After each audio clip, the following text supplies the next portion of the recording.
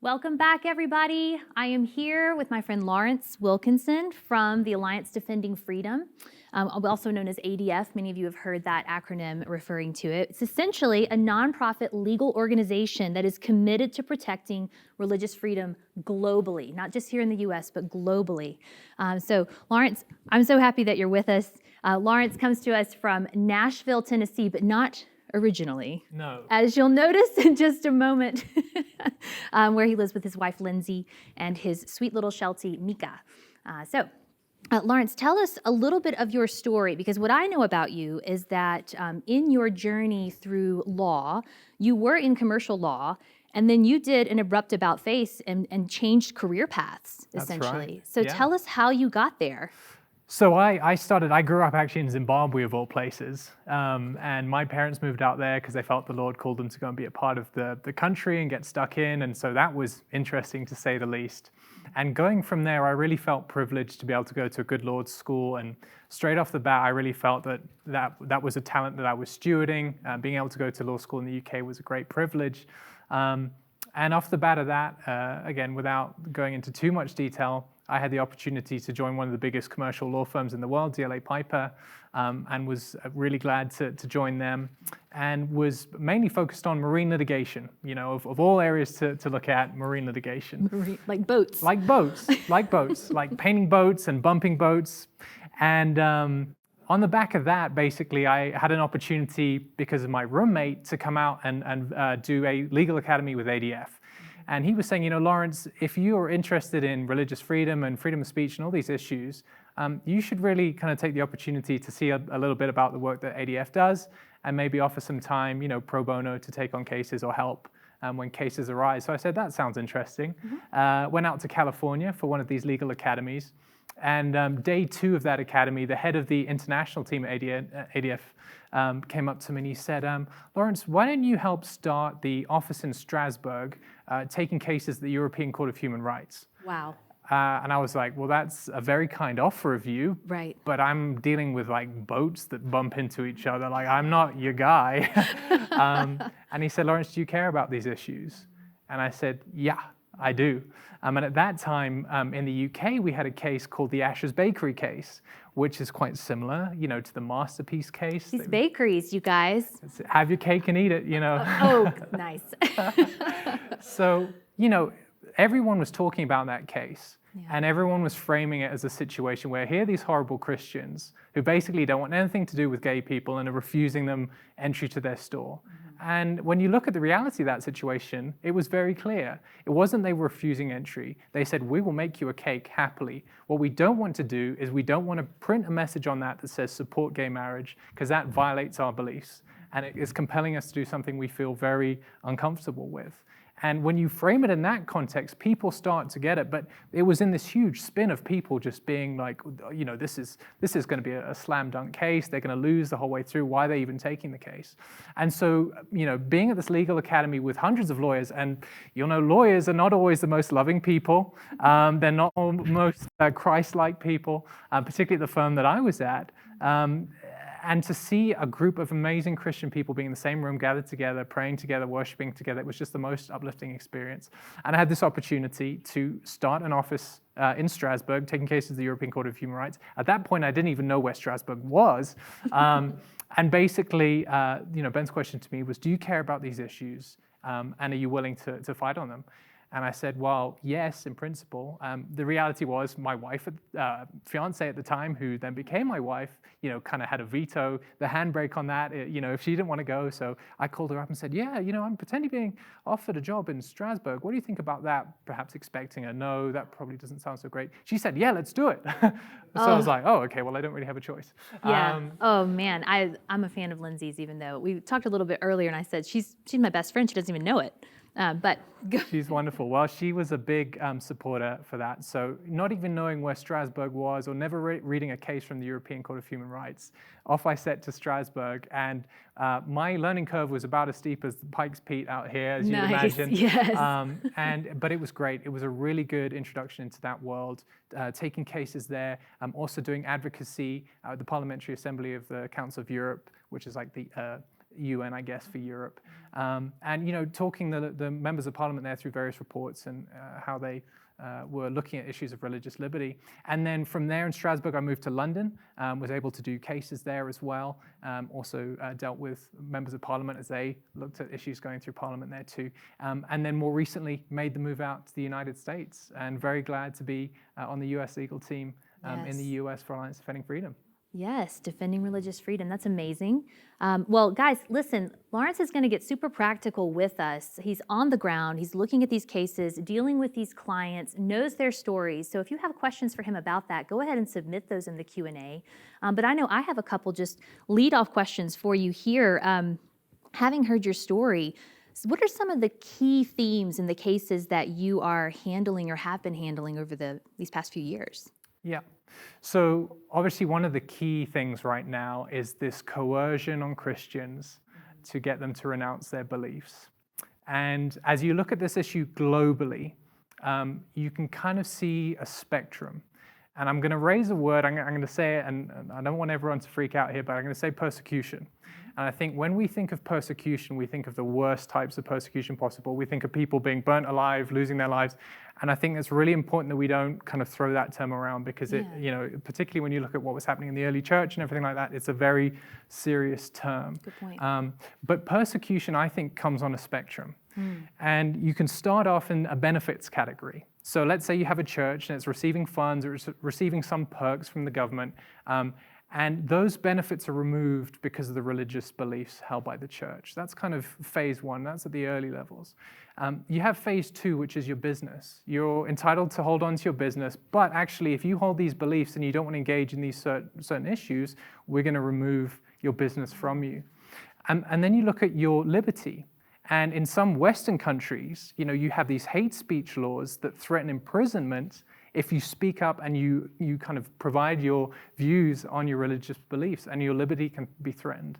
And then at the very end of that scale, of course, you have your life, and where people are so outraged about what you say that they would potentially want to kill you.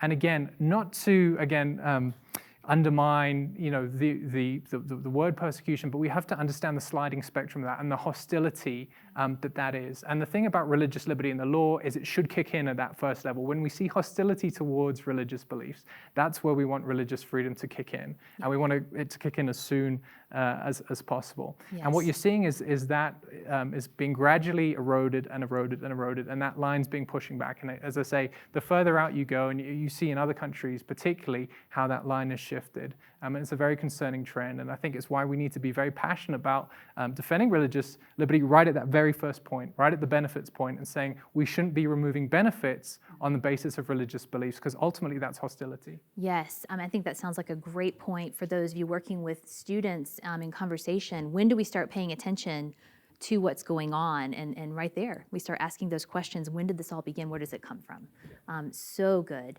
Well, from there, I know that you're working with a number of clients. So, and they have to exist on a spectrum as well. Yep. Because you're not working with people who just hunted you out because they're looking for fame and glory on the evening news. No. Tell me about them. Absolutely. And so, we've heard Jack Phillips' name thrown out a lot tonight. He was a baker. He's just making cookies and cakes. He's not seeking out a legal, situation where he's heading all the way up to the Supreme Court and back.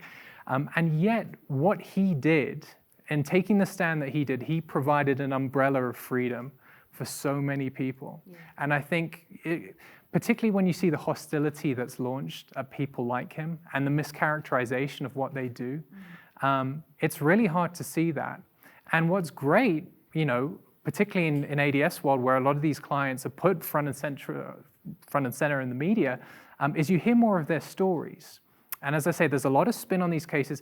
With shipping cases, who cares? One boat bumps into the other. No one's going to spin that either way. Maybe if they have interest, yet. But no. But in these cases, there's a huge narrative that goes into it. And so to be able to get their stories out into the press, and for people to hear where Jack's coming from, and actually to see, what his reasons for making the stand are. People will hear that and think, oh, that's like I would be in his category too. I would agree with that as well. And so these are incredibly brave people who go through the ringer. in terms of what they're called and what they're accused of. And when they stand, they provide an umbrella of protection for so many people. And they have never sought this out. And I just think it's such an incredible witness for them to do that. There's other clients as well who, will see laws passing through various legislatures. And this is the thing with lawmaking. Sometimes, it'll be heading through a legislature and everyone will say, guys, this is going to be unconstitutional. You're not going to be able to sustain this law. And they say, we don't care. We're going to pass it anyway. And suddenly it becomes law. And you need someone to step up to the plate and stand up and challenge it.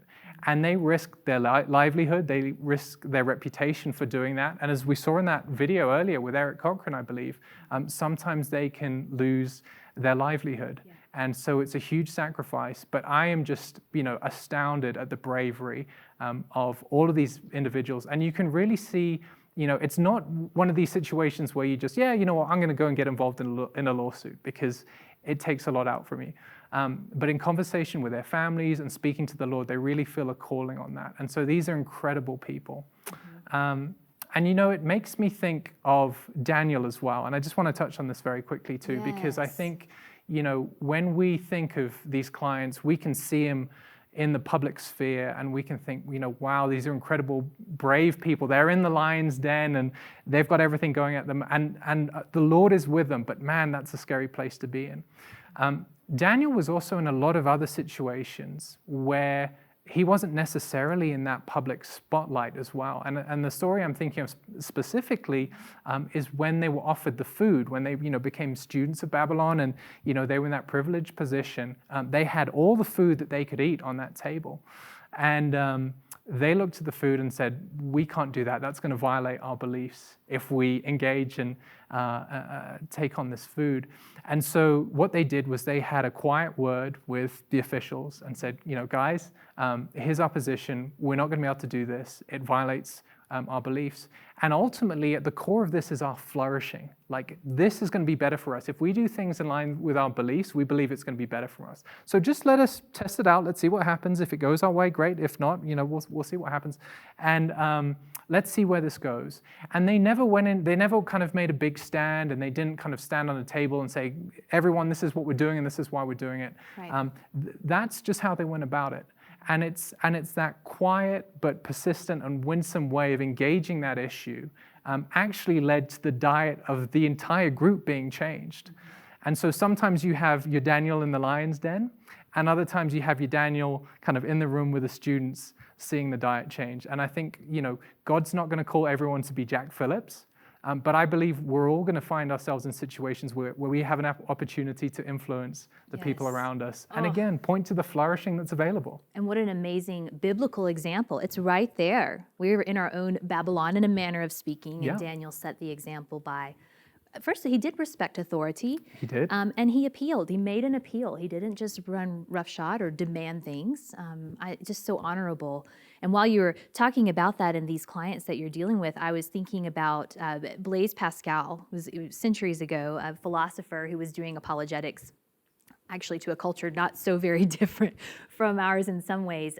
But something he said involved both boats and what you're talking about. That's why it came to mind. It's the way my brain works. And he said, when everything is moving at once, as on board of a ship, it's as if nothing is moving. When everyone is moving toward depravity, it's as if no one is moving until one person stops, and that person serves as a fixed point for those who are rushing on.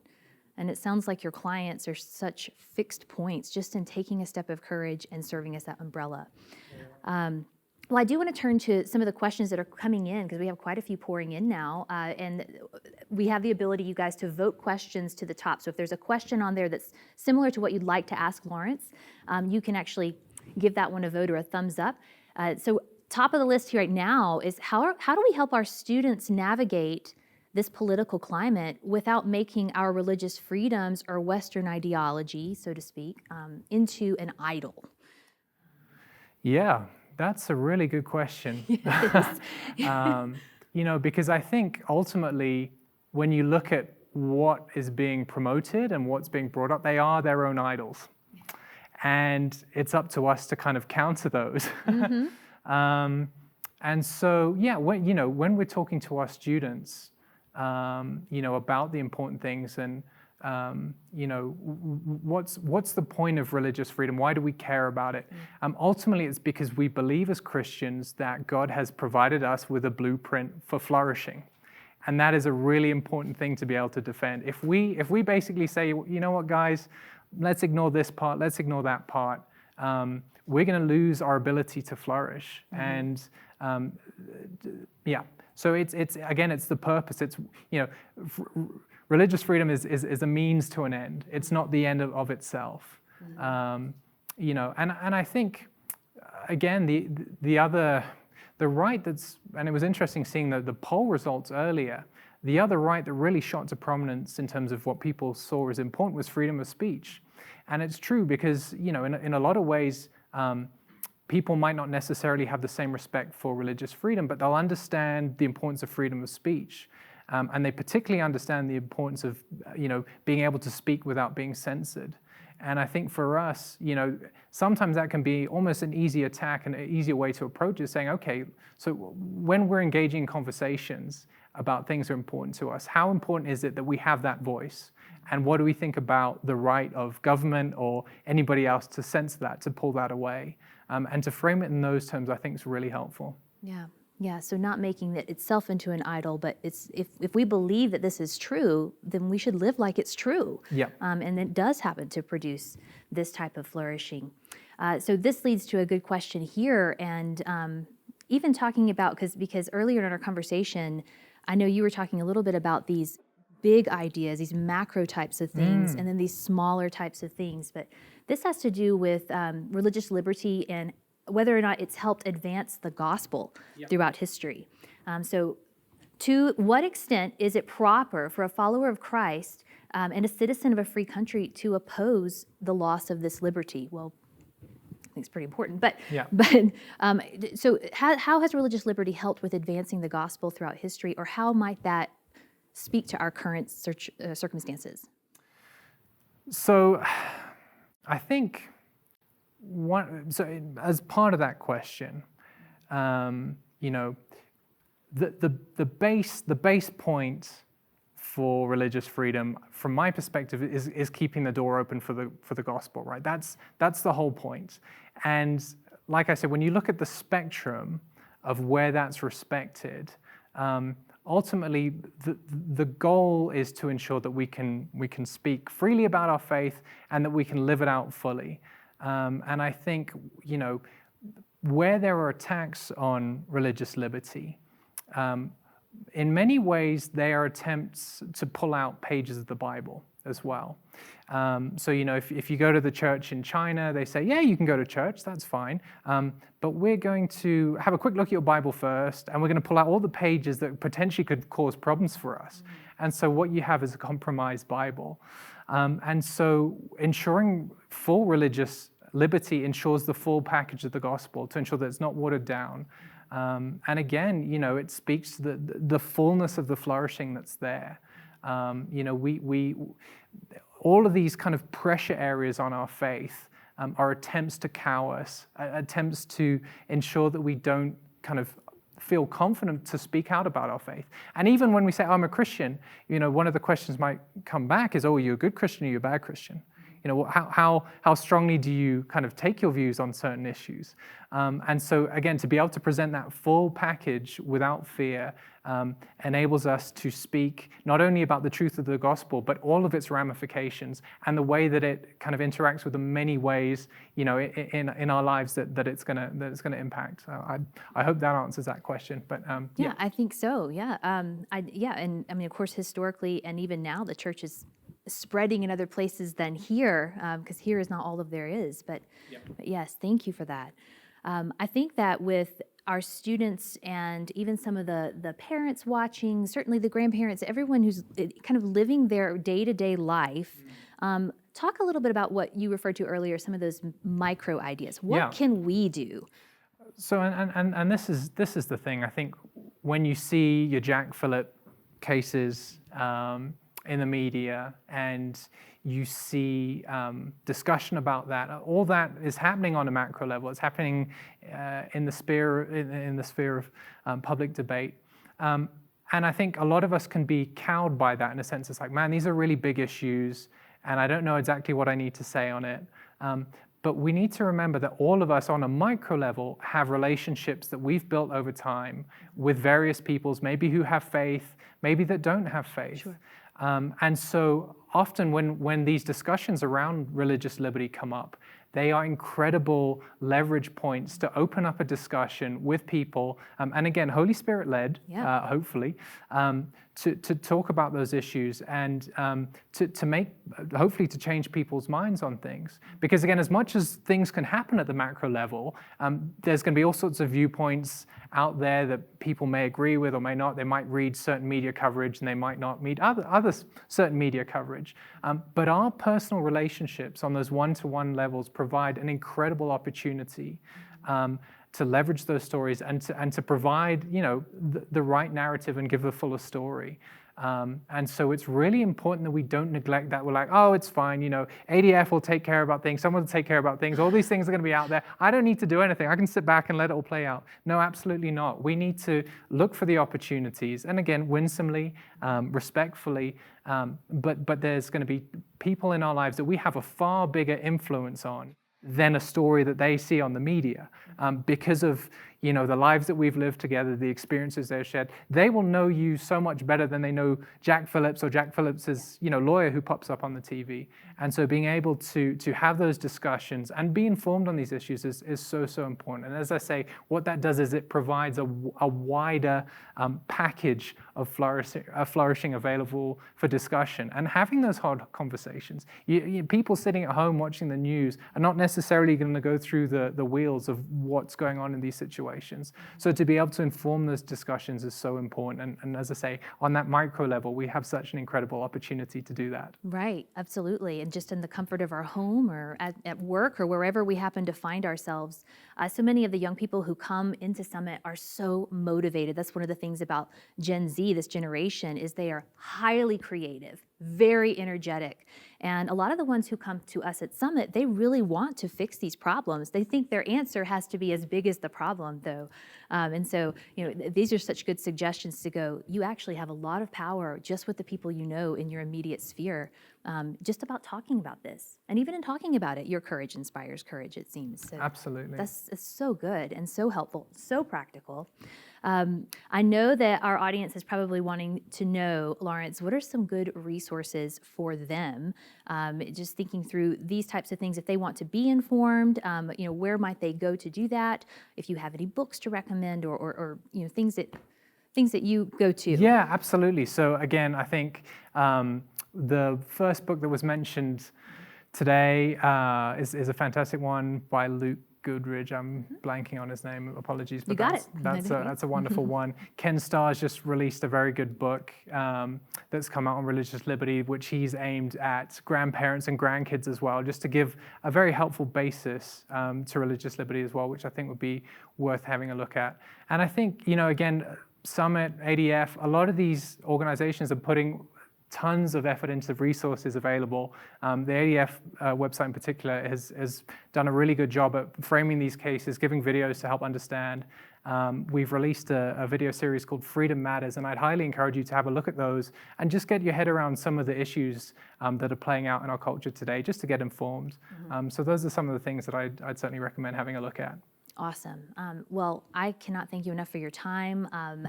Just thinking through how perfectly what you're doing and fits with Summit's mission of just truth and relationships, they go together. And yeah, before I send everybody off to a break, I just want to say thank you to ADF. I mean, as somebody who does pro-life work, other than what I'm doing tonight as host, having ADF there is a huge comfort. You guys reach out to them. They're an incredible resource doing incredible work to protect our religious liberties.